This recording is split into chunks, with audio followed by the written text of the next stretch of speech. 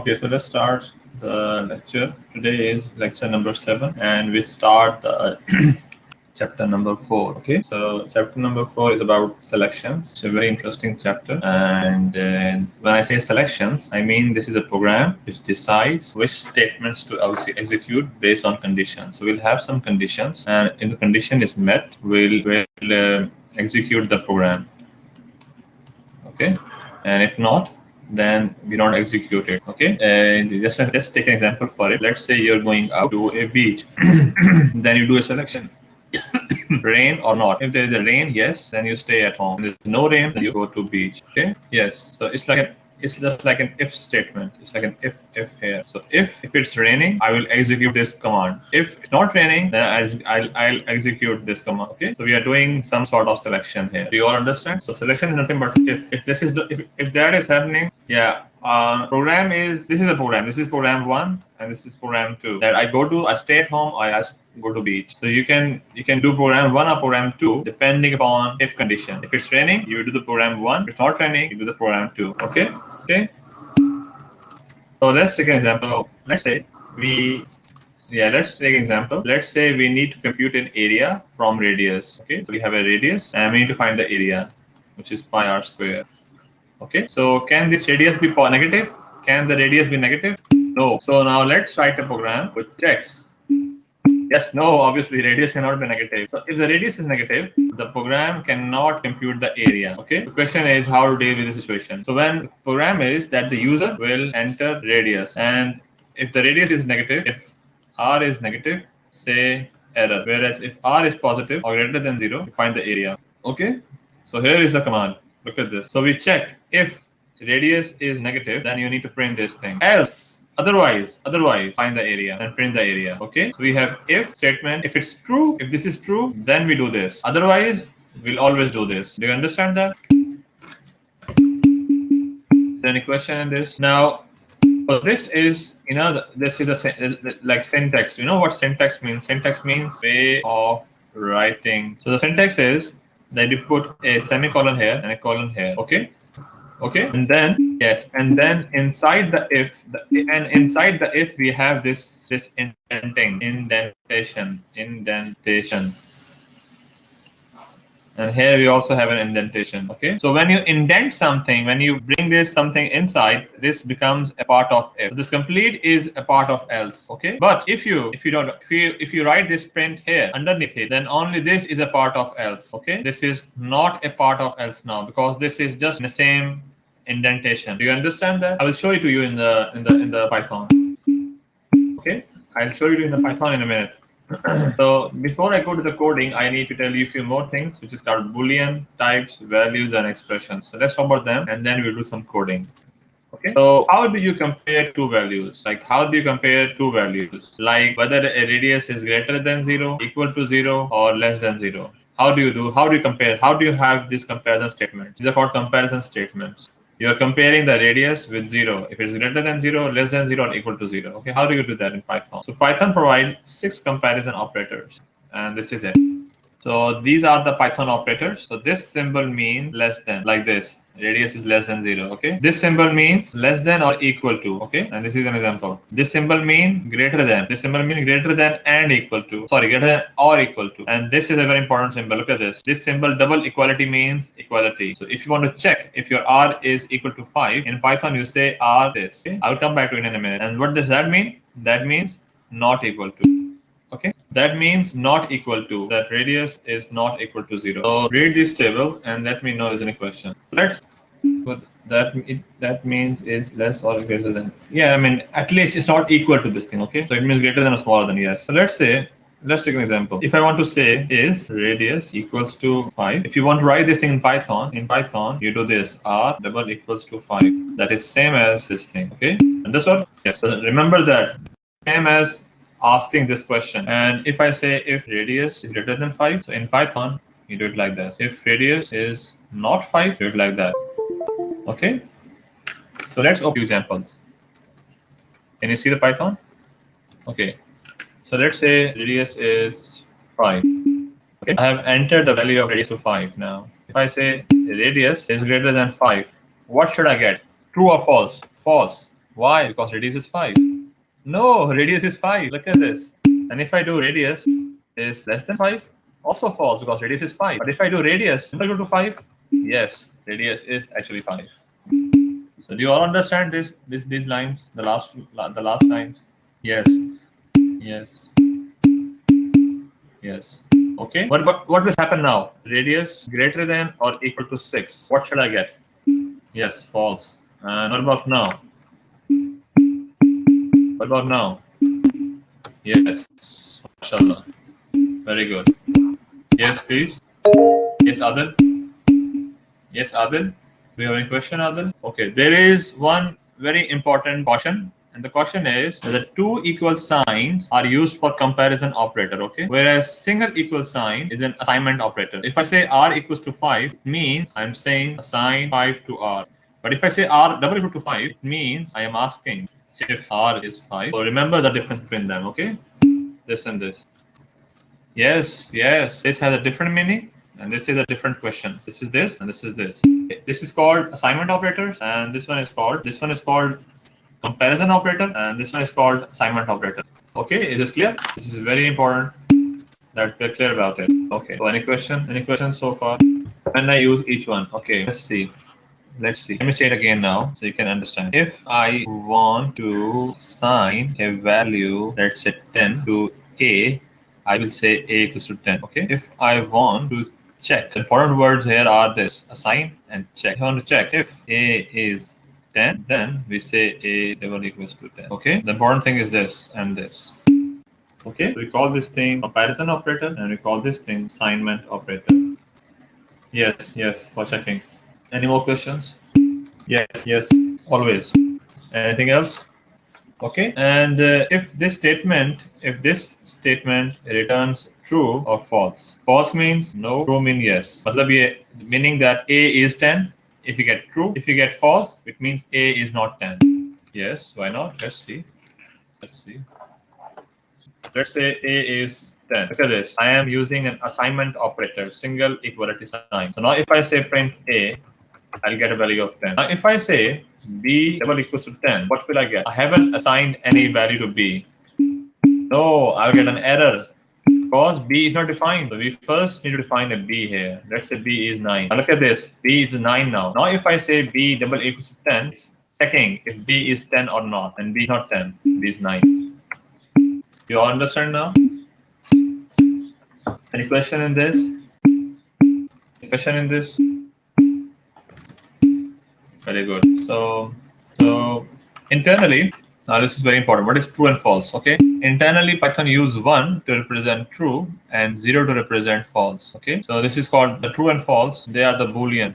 And their Boolean values are 1 and 0. Okay. So false is 0 and true is 1. The Boolean value of true is 1 and the Boolean values of false is 0. So you can check using the init function. Let's see. So if I do init false, what am I doing here? I'm converting the false Boolean into an integer. Look at this. Integer is 0.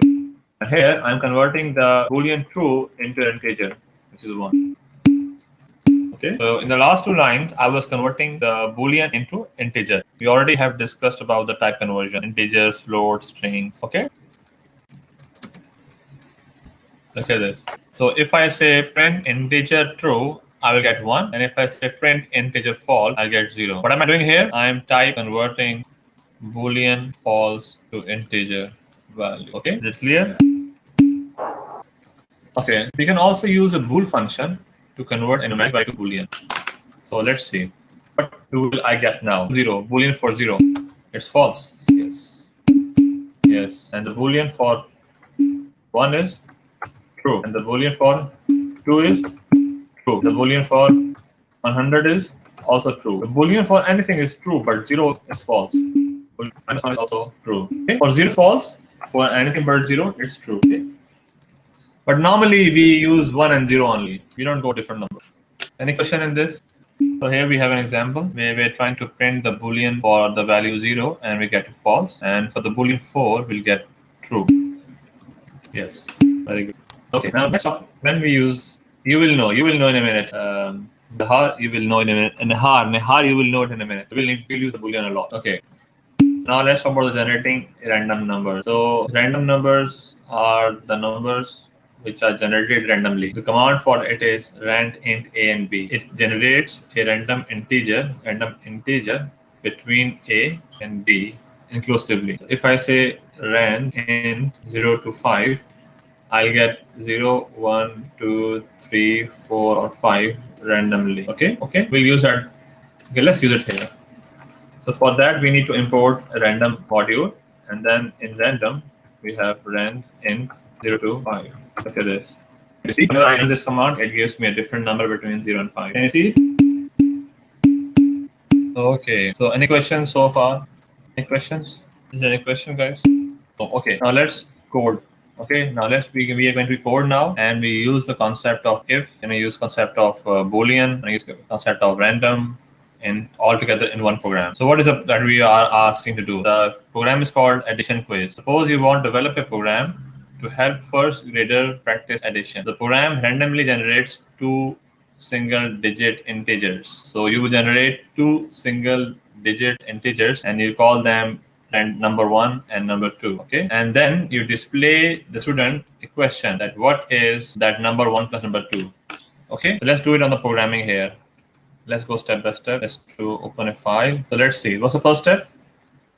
We are going to write an addition quiz program, and the first step is generate two single-digit integers. So what do I do? Yes, we import random, and then we say number one equals to random dot rand int between 0 and 9, let's say, and then we say number 2 equals to random dot rand int 0 and 9. Save the program somewhere. Okay, yes. So what do we do? Not 0 to 5, because we have single-digit integers. So single-digit integers are till 9. So let's take the whole numbers. Okay, complete till 9 and not till 5. So what's the next step? You display the student to answer a question that what is the sum. So let's see. Let's say print. No. We are asking the student to enter the sum of 2. So we say what? No. We are asking student to enter the result of two numbers. Enter value, yes, but there's a way of doing it. We say answer equals to input. Yes, eval input. Perfect. There's an input. Enter the sum of, no, that's not right. Let's say what is number 1 plus number 2. How about that? And put it in an eval. Yes, eval. So let's run this. Let's run this, okay, and see what happens. So I have run the program, and it is giving me an error. So who will help me in solving this error? Who will help me in solving this error? No. This error is somewhere else. I think you should not have commas here.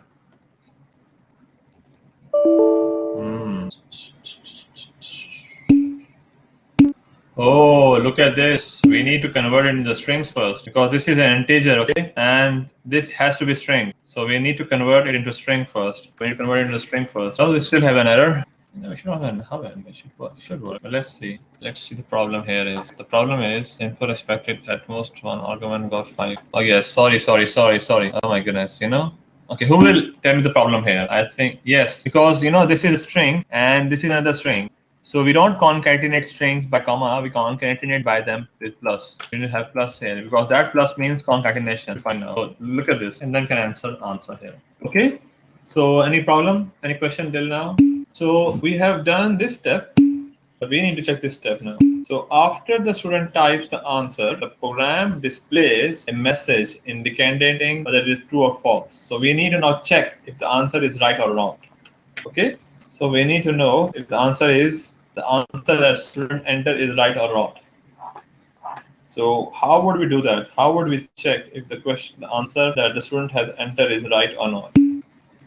Yes, we can use if, but then there is yes. That's better. That's better actually. Asim, Badr, yes, you're all right. But I will follow Badr, Asim, and Talal, because that's more simple. So let's see.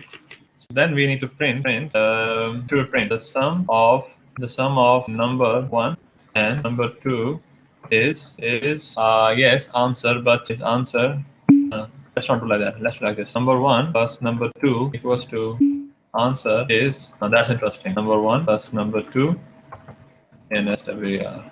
Guys, what do you think will happen now? Yes, if I enter 10, the answer is true. Yes, and if I say, let's say 11, the answer is false. So you can see the code here as well. Let's see the code and the result together. So print number 1. The first number is printed, plus sign is printed, number 2 is printed, the equal sign is printed, and the answer that I entered is printed. Then I say is, and then what is this? This is a conditional statement. This is a conditional statement. It is checking if the sum is actually your answer or not. If the actual sum is your answer, then it says true. If the actual sum is not your answer, it says false. Look at this. The actual sum is 10. Your answer is 11. Therefore, 10 comparing with 11 is false. Okay, so take some time and think about it. So do you have any question? Okay, let me make it more simple. Okay, let's see. So I will enter what is 0 plus 0? It is 0, and the answer is true. 4 plus 5, I say 6. If I say 6, the answer is false. Okay. Now look at this. Here we are checking if this is the actual sum of the numbers and comparing it with the answer that you enter. Okay. So somebody has to, I need someone to ask me questions because we have some sort of I need guys here. So yes. So let's see who is active today. MashaAllah, many people are active today. So somebody has to ask me a question. Yes, what will happen if we replace string with init? You mean at this point, here and here? Yeah, the problem is the input. This input in this, or this is an argument of an input, and the argument of input should be a string, always string. So this is string, but if we don't write here, then number 1 is actually an integer. So it is expecting a string, but now we are entering an integer. Therefore, it gives us an error. So it gives us an error. So look at this. Can only concatenate string, not integer to string. So we need to make this integer a string as well. And if I run it now, this will not give me an error. Okay, so you need to read the errors as well. Can only concatenate strings, not integer to a string. Now the problem is, look at it, listen to me carefully. This comes afterward, this comes first, okay? The input comes, forget about the val here. What will happen now? Let's comment this as well. If I run it, it is asking me my answer. Let me say I answered A. And now if I print answer, A-N-S-W-E-R, type answer, and it is string. The answer is string, okay? So we need to convert that string into numeric number. So we convert it using eval afterwards. Now eval comes after the input. Now if I do it now, let's say I enter 8 again. Now if I say type answer, it is, that's fun, that's enough. Okay, so who asked me this question? Badr Abdul. So Badr here, and there was one more person. Al-Walid. Walid is here. Yeah, what do you know that? So Python identified it automatically. I don't understand you. Don't worry about your English, okay? Just ask me the question. Yes. The Python identifies all the time. If you want to change the type, this is how you do it. You do str, okay, and eval and things like that. Hassan. And we have one more question from Talal Muhammad Saeed. Where is Talal? Okay, so by the way, do you get the answer, Hassan? Yes, Python does this automatically, but if you want to change it, then you have to use eval, init, bool, str, and things like that. Okay. Now coming to the Talal question, what will happen if we wrote equal? Oh yes, we'll get an error because one equal signs mean what? Talal, one equal sign mean, is it an assignment or a comparison? Tell me, Talal. One equal sign mean comparison or assignment? Yes, assignment.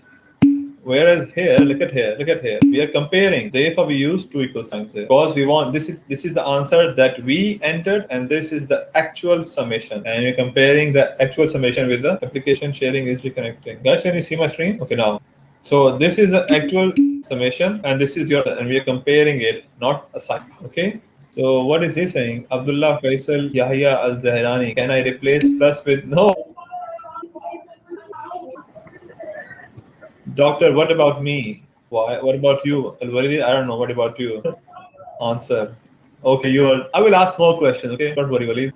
Can I replace plus with B? Yes, you can do it, but there's no purpose to it. Okay, you know why? Because if you do star here, let's see what happens. Can't multiply a sequence by a non-integer type. So you can't multiply a sequence by a string. So you cannot have it here. Okay. MashaAllah, many people are asking questions today. That's good. What is this? Doctor, the number is supposed to be 1 digit. Yes.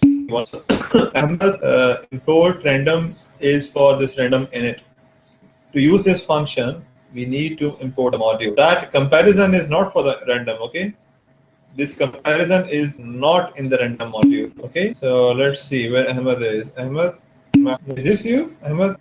Sorry, yes, this is you. So can we write? Obviously, we can write 1 to 200. Obviously, we can write 10 to 100. But the question is to get a single digit number, and 100 is not a single digit number. It has 3 digits, 0, 0, 1. Or if it gives a 70, 70 is 2 digits. Okay, I think we should continue now. We should stop now. I think the time is over. By the way. So like that's really good. You're asking questions. Nihar, let's see what happens if I write 0 and 100 here. Let's see what happens. By the way, who will tell me what will happen? Look at this. Now we're getting 2 digits number as well. Okay. Whereas the question was to have 2 single digit number integers. Okay. Okay, Nihar. Okay. So let's give Nihar marks as well because at least he asked something. It's good. It's good. Mashallah. Mashallah. People are asking questions today. I like it, man. I like it. Okay. Anything else? Okay, guys. So please practice this thing, and inshallah next. Thank you, doctor. Have a nice day for you and all the students. Yes, yes. Thank you very much. Okay, then. Thank you very much. Assalamu alaikum.